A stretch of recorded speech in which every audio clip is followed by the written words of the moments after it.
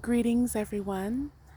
Thank you for joining me again as we sit underneath the wisdom tree and just have a little chat. I just have a message on my heart that I want to share. In my life experience, it's come to me that the answer to pretty much every challenge that I've ever met on this journey is to love myself more. I have found that anytime I'm out of alignment with my own integrity, anytime I'm not respecting my own boundaries, and especially anytime in which I'm not honoring and loving myself, first and foremost, that's when life starts getting super challenging. And that's when I start feeling the discord within myself. I have a really close friend that I started sharing this with a couple years back. And every time she and I would talk and she would share with me a heartbreak or, someone mistreating her or, even issues with her kids or her family, I would always say, love yourself more. And I know she probably got tired of hearing me say that, but it has truly been so life altering for me to come into this space and the awareness that as much as we may hate, or let me take that back, as much as we might dislike and be uncomfortable with the saying that of the idea of self-love, or that as within so without, that really is the place, the seat of our creation, the nucleus that creates everything around us on the outside, because everything around us on the outside radiates from that center, the center of ourselves. And just as we're here on the eve of this beautiful full supermoon that we're getting ready to have tomorrow, it's the last supermoon of this year, and it's known as the harvest moon. One of the things that I'm intending is to go deeper in harvesting the fragmented parts of myself, the parts that are still not home yet, not at my center. Sometimes in the journey of life, as we go through big changes and jump hurdles and arrive in new spaces energetically and in life, it takes a minute for all of us to catch up. Sometimes we're physically there, we've arrived physically in the new place, but our emotions or our psyche or our beliefs, they haven't arrived. They're still in the old. They're still bracing for what was just experienced or what had been experienced in the past. We are not believing and thinking in new ways that match the new place in which we are. And as most people on the face of this earth, I've been through my trials, my share of heartbreaks and heartaches, and just detours on this journey, having to go in different directions on different paths than I had originally intended, or what that looked different than what I originally thought they would look like. And I'll just have to say, too, that this year in particular for me has been one of great change and great challenge. And I've definitely been in the, I like to call it birth canal, the birth canal of coming into a new season, a new self, a new awareness. A lot has happened in my personal life since this year began. I mean, in life in general, but just speaking to this year even. So much change. And I've noticed myself maybe in the last 2 months start to settle in a little bit and not be at attention or in bracing myself or in fight or flight.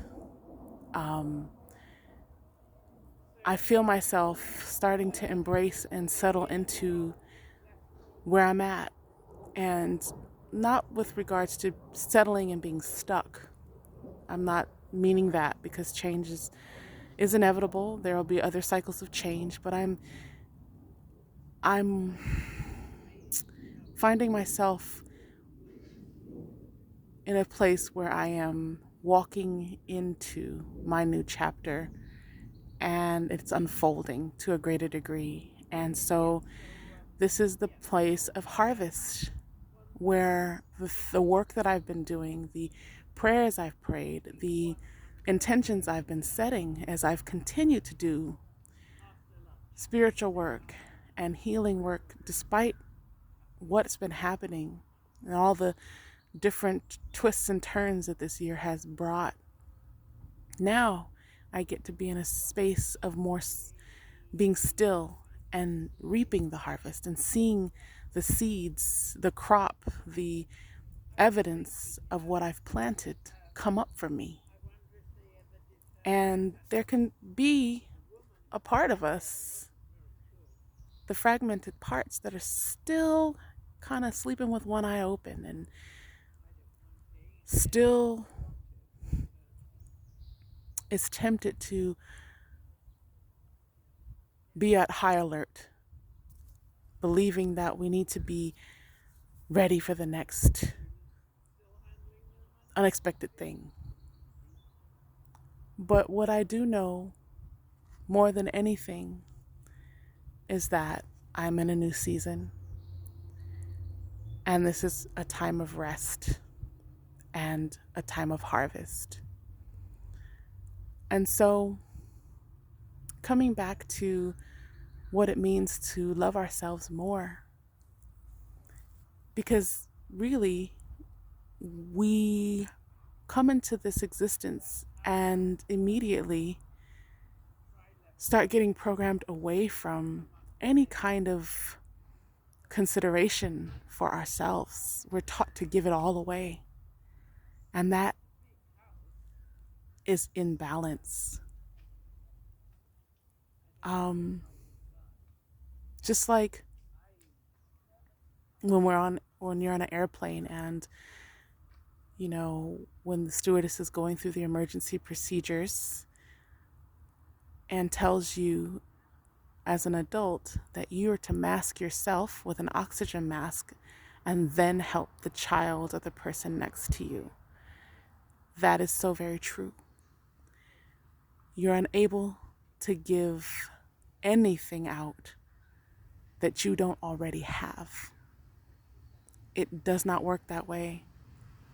You will literally burn yourself out if you try to do that. And I know most of us have lived our lives in that energy. But when you wake up in the morning and you take the first few moments of the day to give thanks, to meditate, or to go on that walk, or to brew a cup of tea that you feel called to, or read, I don't know, a couple of paragraphs of your favorite book, or do yoga, or whatever it is that your spirit tells you you need, moment by moment, when you pour into yourself, you can then pour out. And it's in big ways and it's in small ways, down to Even sometimes stopping and making yourself a really good, healthy, balanced, home cooked meal and sitting down at a table or sitting down in your favorite space to eat it and enjoy it without multitasking and scrolling or trying to have a conversation. Just to sit there and taste your food, to enjoy your food, to give thanks for your food, and just to revel in that 30-minute period of enjoying that meal and giving thanks for the fact that you're able to go to bed with a full belly. Just it's so much more about the simple things in life. And then yes, we're called to do grander things. We're called to go to retreats or to go to spas at times or to take a vacation, or we're called to do bigger things. But on the day-to-day level of existence, all the ways that we can show ourselves love, loving ourselves more, saying no when we need to say no and meaning it, and saying yes when we need to say yes and meaning it, and then even developing the discernment for when to say yes and when to say no. So important. And it all stems from loving ourselves more, being honest with ourselves about what builds us up and what breaks us down. And I know that this is going to be hard for lots of us because we're so used to giving it all away, especially with regards to our family and close friends and our children. We do not understand that we can give ourselves permission and have the power to do that and should do, to set healthy boundaries, to give ourselves what we need. If you come home from a long day of work and you know you could just use 30 minutes to sit and do some deep breathing or some meditating, or to get a cup of tea and sit in your office by yourself. Let your kids have 30 minutes where they watch a program or a show, or they go out into the backyard, or, give them permission to go off and do something. Set a boundary. Hey, mom needs some quiet time, or dad needs some quiet time. I'll come out and let you know, when we're going to start homework, or when we're ready to connect. And I want to hear about your day. I want to hear about your day at school. When mom or dad comes out of in 30 minutes, we're going to sit down and I want to connect with you because there's so much energetically that's required for us to give out, even with regards to being out in the world. Even if you're just shopping, doing your errands, there's so many energies and different facets of human beings and places that you come into contact with, and we don't realize how it takes. We give out. It takes from us. And it's so important to replenish ourselves in every way that we can. Loving ourselves more means change. It means coming into our higher selves. It means that there are going to be some people who are upset with it because they can no longer benefit in the same imbalanced ways as they did when we weren't loving ourselves more. It's time to step into a space of harvest and happiness and wholeness and healing than we've ever been in before. And it starts with the self-love piece. So I just want to encourage everyone on this journey to stop and to check in and at least start with the awareness, especially if you're feeling some kind of conflict within yourself or some kind of angst or discomfort. Just check in with yourself. Okay, acknowledge your feeling. Okay, I'm feeling uncomfortable or I'm feeling upset. Ask yourself why. Why do I feel this way? What is this moment trying to show me? Even that act is loving yourself more. Coming out of autopilot and even stopping to take a moment to reflect, especially in the tough times and check in with yourself. That's loving yourself more. It's so simple that it's hard, really. And like I said, it's a practice. It really is intrinsically who we really are. But we've been so distracted from ourselves and our own well-being that it has become something that we have to work our way back into. But we can do it. And every moment that you choose to do that, every time you take a step deeper into loving yourself more, the ripple effect, the positive change and effect on the trajectory of your life, of your bloodline, going backwards and forwards. It affects both generations that preceded or that came before us and those that will come after us. And then your now, of course, which is all we have to experience. Our now is greatly changed and positively uplifted and healed. We have to be the ones that decide that things are going to be different. And we have to be the ones to do the work to make those changes so that going forward, the higher vibration and new paradigm is what we're living for ourselves and for those to come.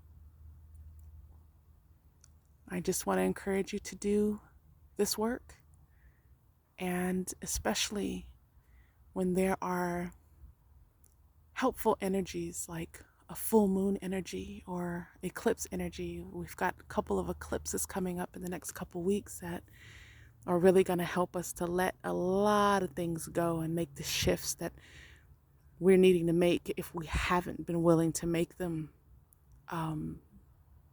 up to this point.